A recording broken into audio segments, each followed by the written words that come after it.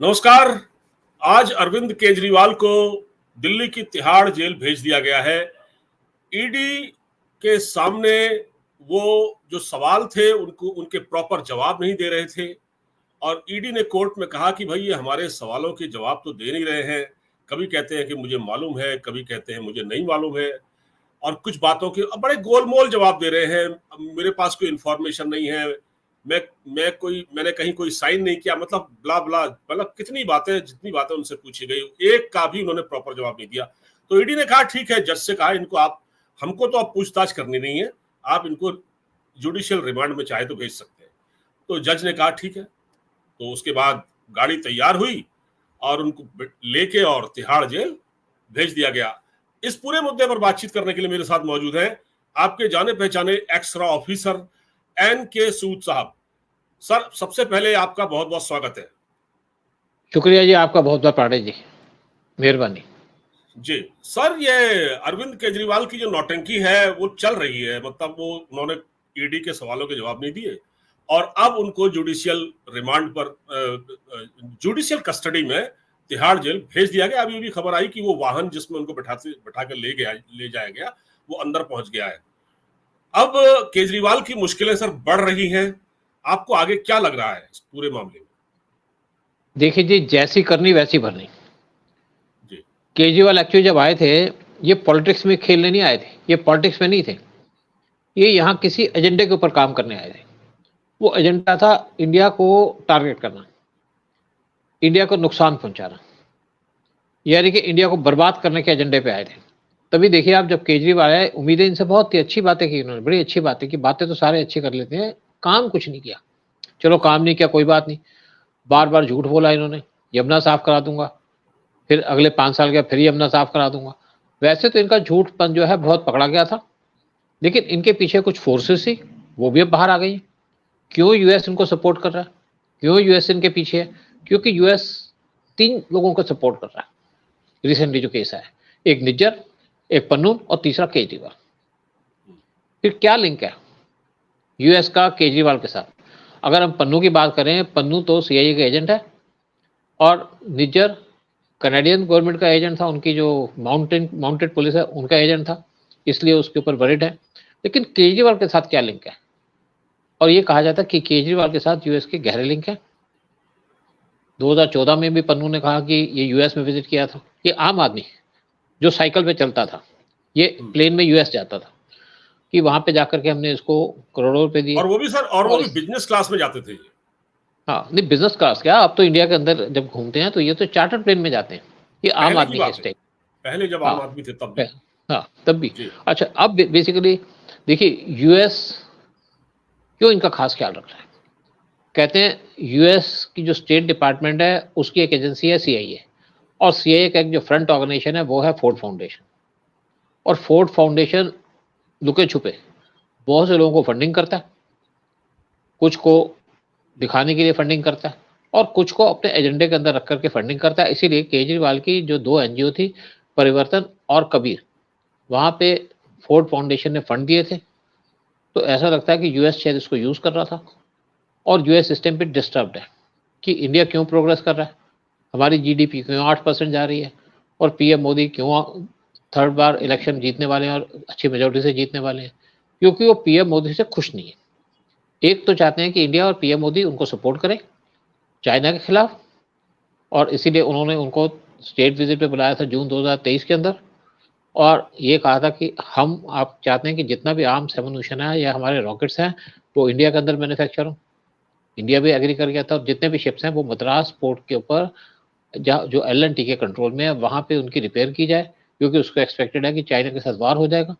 और दूसरी तरफ वो इंडिया को टारगेट कर रहा है, पहले निज्जर के चक्कर में, फिर पन्नू के चक्कर में, और फिर केजरीवाल के चक्कर में।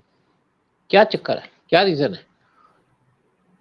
वो इंडिया को मजबूत दिखना नहीं चाहता, और ऐसा लगता है कुछ फॉरेन ताकतें यहाँ पे यूज कर रही थी कुछ हमारे लोगों को, या केजरीवाल को या दूसरे लोगों को, इंडिया को डिस्टर्ब करने के लिए, और इसी एजेंडे पे काम किया जा रहा था। और मुझे लगता है कि केजरीवाल को इसलिए भी पकड़ा गया, इसलिए अटेंशन दी गई है, क्योंकि इनका जो पिछले 10 साल के अंदर एजेंडा चल रहा था, स्पेशली पिछले 5 साल के अंदर, और जब से पता चला इनको कि पन्नू की या एसटीएफ की स्टेटमेंट्स आई हैं कि पंजाब इलेक्शन के अंदर हमने केजरीवाल की पार्टी को 100 करोड़ रुपए दिए थे, और फिर अब स्टेटमेंट जो आई है इनकी पन्नू की कि इन्होंने केजरीवाल को पैसे दिए थे 2014 में।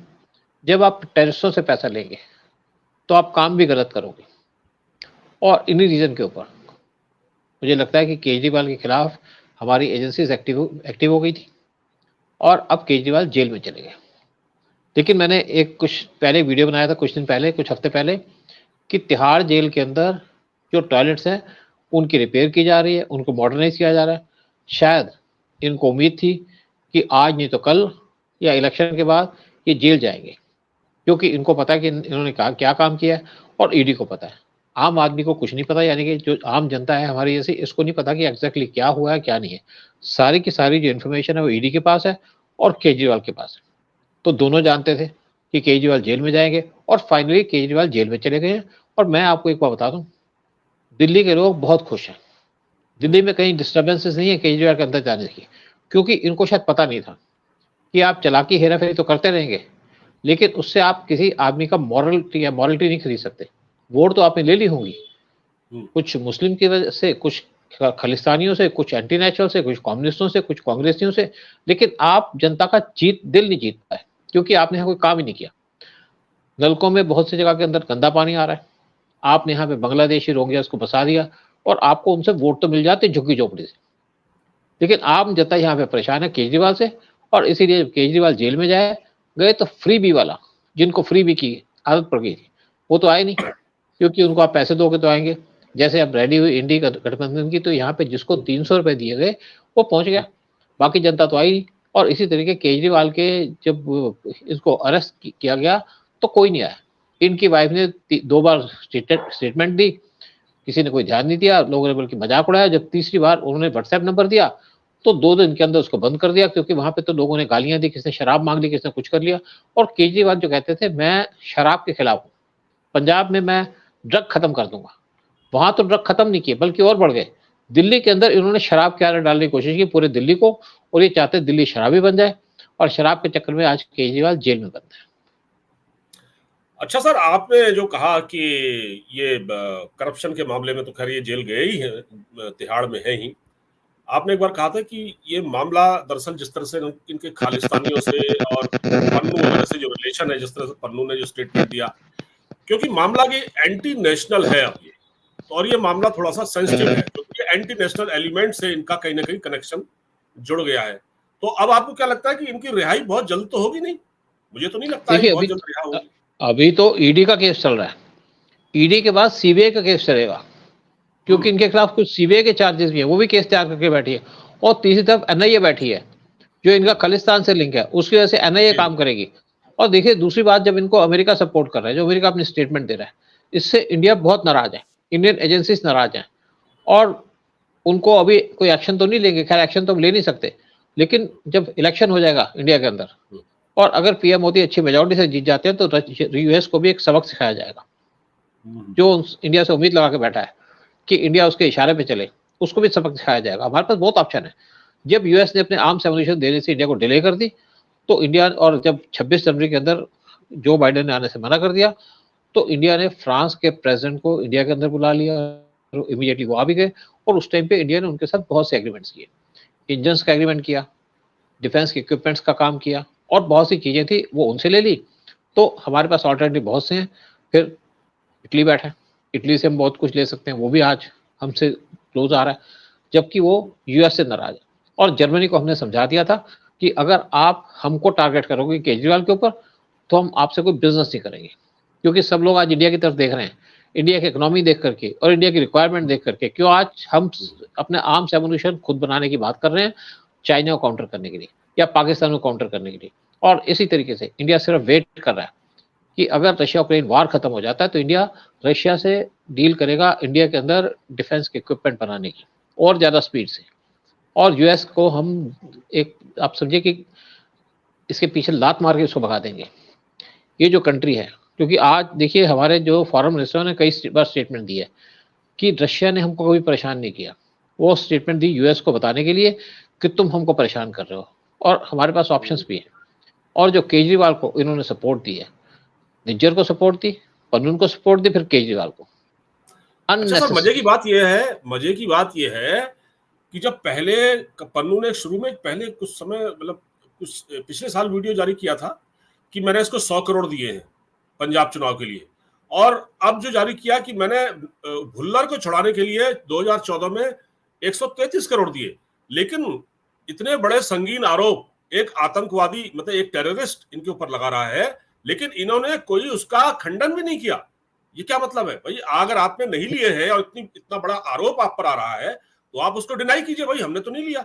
ये क्या मिली भगत है? ऐसा अब पांडे साहब, मैं आपको बड़ी सिंपल सी बात बताऊं, डिनाई कैसे कर सकते हैं?